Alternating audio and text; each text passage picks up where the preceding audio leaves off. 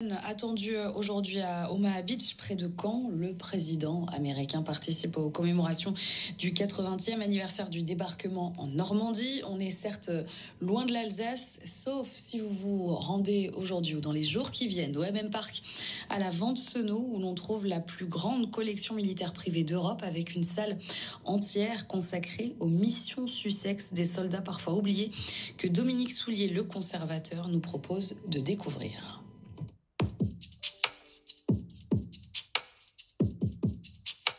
Les missions Sussex sont des missions ultra secrètes voulues par l'état-major du général Eisenhower.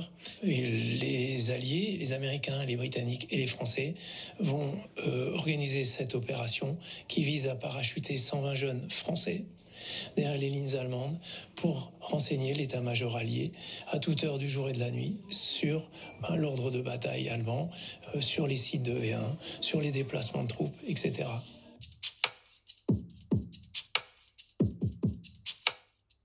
C'était tous des militaires français, avec un grade de sous-lieutenant, qui appartenaient au BCRA, Bureau Central de Recherche et d'Action, l'ancêtre de notre DGSE actuel.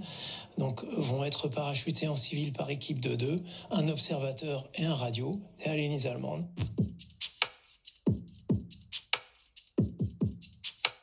On va faire gagner beaucoup de temps et beaucoup de vies humaines lors des opérations de débarquement.